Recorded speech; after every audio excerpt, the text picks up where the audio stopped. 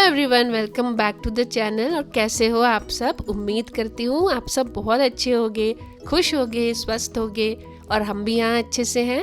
और ये व्लॉग है थर्सडे का। मैंने सुबह सुबह से ही शुरू किया था। चाय बना रही हूँ मैं यहाँ, अदरक वाली बढ़िया चाय।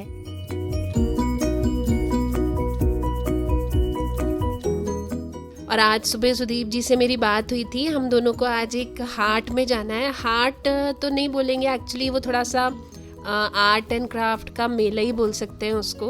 आर्ट एंड क्राफ्ट का एक एग्जीबिशन जैसा है, तो वो लगा हुआ है यहाँ पे हमारे शहर में। और मैं 2-3 दिन से देख रही थी, अखबार में उसका ऐड आ रहा था। तो मैंने सुदीप जी को बोला था कि आज हम चलते हैं, एक बार देख के आते हैं किस तरह का है, क्या है वहाँ, कैसी चीज़ें आई हैं। तो बस फटाफट मैं इतनी चाय बना रही थी और मैंने सोच लिया था कि आज हम थोड़ा सा ब्रंच टाइप का कुछ करेंगे। अलग से ब्रेकफास्ट और फिर लंच मैं नहीं बनाऊंगी, थोड़ा हैवी बना लेंगे, वो ब्रंच हो जाएगा। तो उनके लिए, सुदीप जी के लिए भी वही हो जाएगा और बच्चे भी वही खा लेंगे।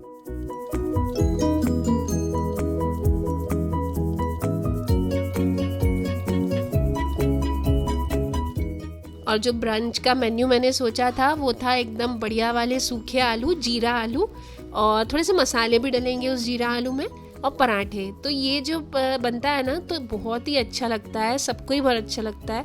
ना बहुत ज़्यादा हैवी होता है, ना बहुत ज़्यादा लाइट होता है, बहुत ही फिलिंग सा ब्रेकफास्ट तो नहीं, ब्रंच हो जाता है। तो बस मैं वही बनाऊंगी अभी। फ़िलहाल हम चाय पी रहे थे। चाय पीने के बाद मैंने यहाँ पे फटाफट आलू काट लिए। इतने आलू मैंने इसलिए लिए हैं क्योंकि जब ज़ीरा आलू बनता है ना इस तरह का मसाले वाला, तो सब लोग थोड़ा ज़्यादा ही खा लेते हैं। तो मुझे मालूम था कि सब ज़्यादा ही खाएंगे, तो मैंने फटाफट से अच्छे क्वांटिटी में आलू ले लिए थे। और कच्चे आलू ही लिए हैं मैंने, और इसी की मैं बनाऊंगी ज़ीरा आलू।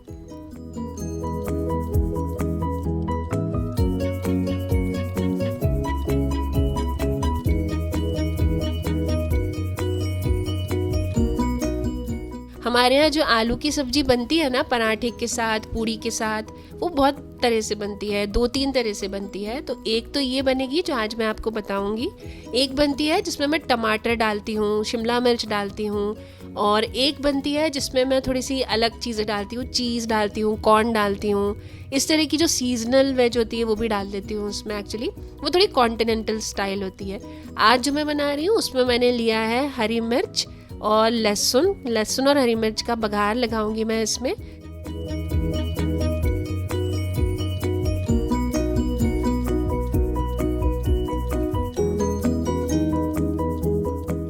कढ़ाई में मैंने ले लिया था थोड़ा सा सरसों का तेल, और उसमें मैंने डाला जीरा।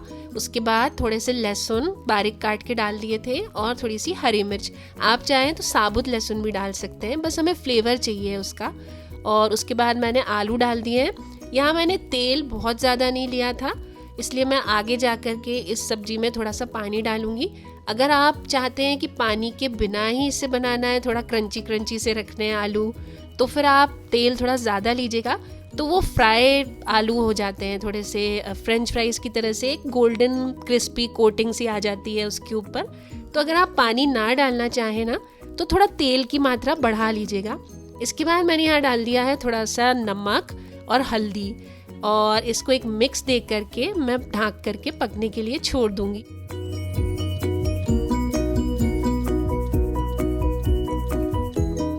और यहाँ मेरी दूसरी चाय भी शुरू हो गई है। चढ़ा दी थी मैंने, क्योंकि एक चाय तो हमने सुबह पी ली थी ऑलरेडी। एक चाय और हमें लगती ही है, क्योंकि एक जो सुबह वाली चाय होती है ना, वो बड़ी जल्दी जल्दी वाली होती है। तो बस सुदीप जी को मैंने बोला मैं चाय लेके आ रही हूँ, जब तक सब्जी भी हो रही है मेरी। फटाफट हमने चाय फिनिश की और फिर मैं आ गई थी यहाँ पे सब्जी देखने अपनी। एक स्टर और दिया मैंने इसको, और थोड़ा सा पानी डालने की ज़रूरत महसूस हो गई थी अब मुझे। तो मैं उसमें डालूंगी थोड़ा सा पानी, और उसके बाद सारे मसाले डालूंगी। मसाले में मैं जो डालूंगी वो सारे बेसिक से मसाले होंगे। लाल मिर्च पाउडर, और जो धनिया, सूखा धनिया पाउडर होता है वो डालूंगी। और आप चाहें तो हल्का सा गरम मसाला भी डाल सकते हैं फ्लेवर के लिए। बहुत ज़्यादा मत डालिएगा गरम मसाला, अदरवाइज़ वो डोमिनेट करने लगता है सारे दूसरे फ्लेवर्स को। पानी थोड़ा सा मैंने डाल लिया था, और अब मैंने सारे मसाले डाल लिए हैं। इसके बाद मैं इसे एक स्टर दे करके ढक करके रख दूंगी, और सब्जी मेरी पकती रहेगी। ध्यान रखिएगा पानी बहुत ज़्यादा नहीं डालना है, सिर्फ इतना डालना है कि हमारे आलू बस सॉफ्ट हो जाएं थोड़े से।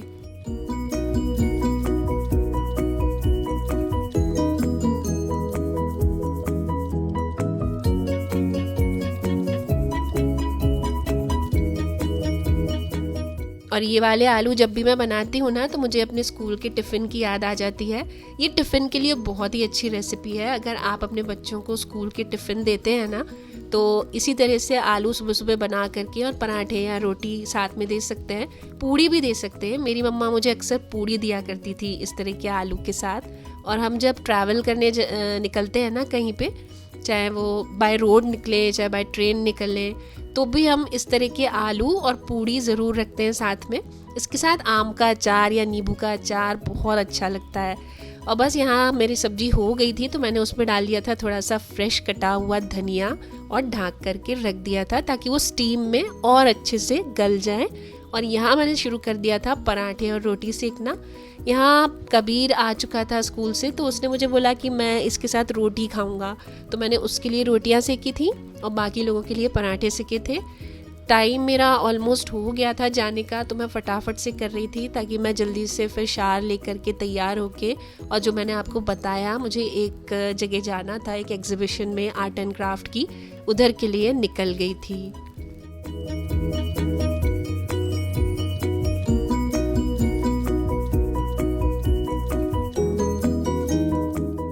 और पराठे यूजुअली मैं सरसों के तेल में ही सेकती हूँ क्योंकि घी वाले पराठे बहुत अच्छे नहीं लगते हैं। हमें सरसों का तेल का जो एक फ्लेवर आता है पराठे में वो बहुत अच्छा लगता है। हम लोग यूजुअली सरसों का तेल हर ही चीज़ में यूज़ करते हैं, चाहे वो सब्ज़ी हो, चाहे पराठे रोटी हो, सॉरी रोटी नहीं, पराठे या पूड़ी हो।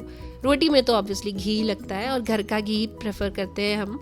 और सरसों का तेल हर ही चीज़ में, सारी चीज़ों में ही सरसों का तेल यूज़ होता है हमारे यहाँ। रिफाइंड हम बिल्कुल ही यूज़ नहीं करते हैं, बिल्कुल भी कभी भी यूज़ नहीं करते हैं। यहाँ तक कि जब मैं इस तरह की चीज़ें बनाती हूँ ना, जैसे मठरी है या खुरमे हैं, शक्करपारे वगैरह, तो इन सब में भी मैं कभी भी रिफाइंड ऑयल यूज़ नहीं करती हूँ। सरसों के तेल को ही थोड़ा गर्म करने के बाद इन्हीं में ही ये सारी चीज़ें बन जाती हैं, या फिर घी लेते हैं।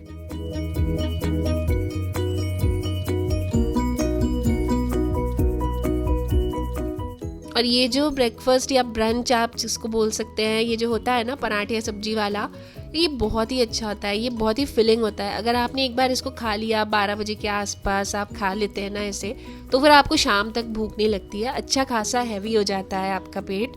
और कोई भी तरह की आलू की सब्ज़ी हो, चाहे रस्से वाली हो, चाहे लटपटी वाली हो, चाहे इस तरह की हो जैसी मैंने बनाई है, इसके साथ पराठे रोटी बहुत ही टेस्टी लगते हैं। मेरा तो ये almost one of the favourite सी कॉम्बिनेशन है, आलू की सब्ज़ी रोटी पराठा, क्योंकि बहुत ही कंफर्ट फूड है, ये फटाफट से हो जाता है और बहुत फिलिंग होता है।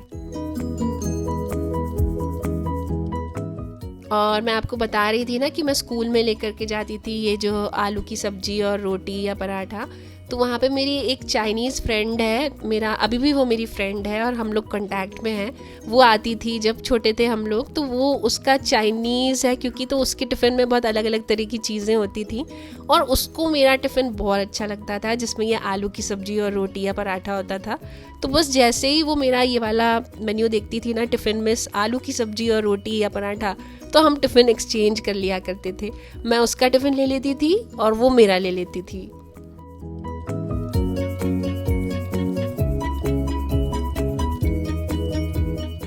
और मेरे बहुत से सब्सक्राइबर्स डिशवॉशर के बारे में जानना चाहते हैं कि ये किस तरह चलता है, क्या एडवांटेजेस हैं, क्या डिसएडवांटेजेस हैं। तो मैं थोड़े समय बाद बस एक पूरा डेडिकेटेड वीडियो आपके लिए बनाऊंगी उस पर। फ़िलहाल मैं आपको इतना बता देती हूँ कि बहुत ही कन्वीनियंट है ये मेरे लिए। जब से मैंने डिशवॉशर लिया है ना, बर्तन मेरे इतने ज़्यादा साफ़ और इतने अच्छे धुलते हैं ना कि कभी भी महसूस नहीं हुआ कि उसको एक और बार रिंस करना पड़े। या कभी जैसे बाइयाँ जब हमारे यहाँ आती हैं, जब मेड जो हेल्पर्स हमारे जो बर्तन धोने आती हैं, वो कई बार ना कुछ बहुत अच्छे बर्तन नहीं दिखते हैं उनके धुले हुए, कुछ भी मतलब थोड़ा गंद लगी हुई दिखी जाती है किसी ना किसी बर्तन पे। और मुझसे पता नहीं क्यों बिल्कुल भी टॉलरेट नहीं होता है बर्तनों पे कुछ भी तरह की स्मेल या गंध हो। तो स्मेल भी बहुत अजीब ही आती है जब मेड या जो हेल्पर्स होते हैं वो धोते हैं बर्तन और धो करके जाते हैं ना। मैंने कई बार उसको स्मेल करने की कोशिश की उन बर्तनों को, तो वो बहुत ही गंदी सी स्मेल आती है। और वहीं दूसरे तरफ जब हम डिश वॉशर में धोते हैं ना बर्तन, तो इतनी अच्छी खुशबू आती है और इतना साफ स्टरलाइज होकर के बर्तन बाहर निकलता है। हर बर्तन पूरे गर्म पानी से वॉश करता है डिश वॉशर, तो किसी तरह का कोई स्मेल आने का कोई चांस ही नहीं होता।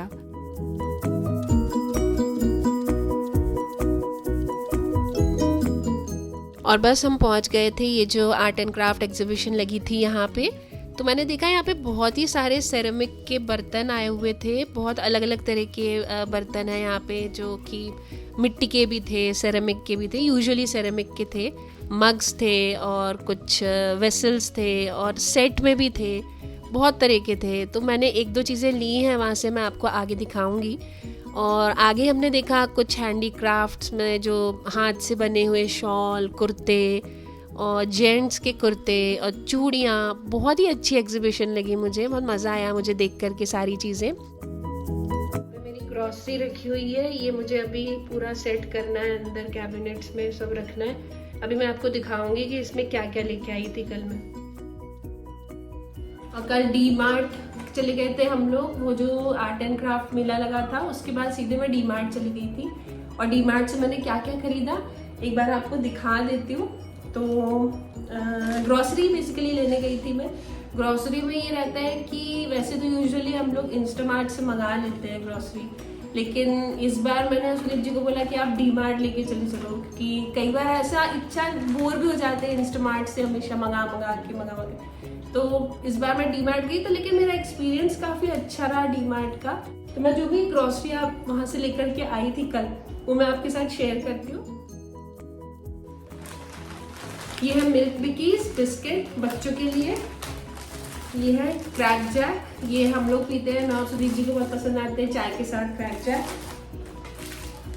ब्रू का एक छोटा पाउच, ऑलरेडी मेरे पास नेस्कैफे का क्योंकि बॉटल रखा हुआ है, तो एक छोटा पाउच लिया है ट्राई करने के लिए, ब्रू इंस्टेंट। ये नेस्कैफे सनराइज अगेन ट्राई करने के लिए लिया हुआ है, छोटा पाउच, ऑलरेडी मेरे पास कॉफी है बट फिर भी ट्राई करने के लिए लिया हुआ है। ये यूनी रैप्स, ये बेसिकली रैपिंग पेपर होता है जिसमें हम लोग खाना रैप करते हैं, आई मीन रोटी पराठे वगैरह सब रैप करते हैं। तो ये ही मैं यूज करती हूँ, मेरे खत्म हो गए थे। एल्यूमिनियम फॉइल में नहीं यूज करती हूँ, वो अनहेल्दी होते हैं, तो ये मेरे जब भी खत्म होते हैं मैं तुरंत ही ले लेती हूँ।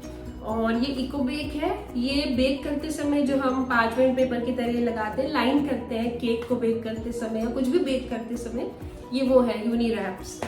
और सॉरी यूनी रैप्स नहीं, इको बेक। किचन रोल्स, ये मैं बहुत इकोनॉमिकली यूज करती हूँ क्योंकि मुझे ऐसा लगता है कि पेपर जितना ज्यादा कम हम यूज कर सके, जितना कम यूज कर सके उतना हो। इसमें ये बर्बन थे, अगेन बर्बन बच्चों को पसंद है। ओडोनिल का रोज गार्डन फ्रेग्रेंस है, ये रूम फ्रेशनर है, बेसिकली स्प्रे फॉर्म में आता है। ये हैंड वॉश है जो कि प्रोटेक्ट, गोदरेज प्रोटेक्ट का है। वैसे मैं डिटॉल का भी लेती हूँ, डिटॉल के भी बहुत अच्छे होते हैं। इस बार मैंने ये वाला ट्राई किया। चाय की पत्ती, कॉर्नफ्लेक्स, स्वीट एंड स्पाइसी किसान, पास्ता, ये है पेने पास्ता जो कि वीट का है। ये है लक्स का बॉडी वॉश और ये मुझे काफी बड़ा मिल गया, फ्रेंच रोज है ये सेरेमिक के हैं, सेरेमिक के अचार या चटनी रखने के आइटम्स हैं ये दोनों। और ये काफ़ी समय से मैं ढूंढ रही थी, मुझे मिल नहीं रहा था कुछ अच्छा, पर यहाँ पे जब मैं गई तो मुझे मिल गया। सेरेमिक का ही है ये और डबल है, ऐसे 4 के भी मिल रहे थे लेकिन फिलहाल मैंने 2 का ही लिया क्योंकि जनरली हमारे यहाँ पे आम का अचार और नींबू का अचार ही रखा जाता है, तो ये फिलहाल 2 का मुझे कन्वीनियंट लगा। और ये डी मार्ट से एक कप सेट भी मैंने लिया था, मग सेट, कप सेट जो भी आप बोलो, ये इस तरह का है डिजाइन। ये वास है, ये भी मुझे वही मिला, सेरेमिक का ही है ये भी, और ब्लू कलर का बहुत अच्छा लगा मुझे, ब्लू और वाइट कॉम्बिनेशन।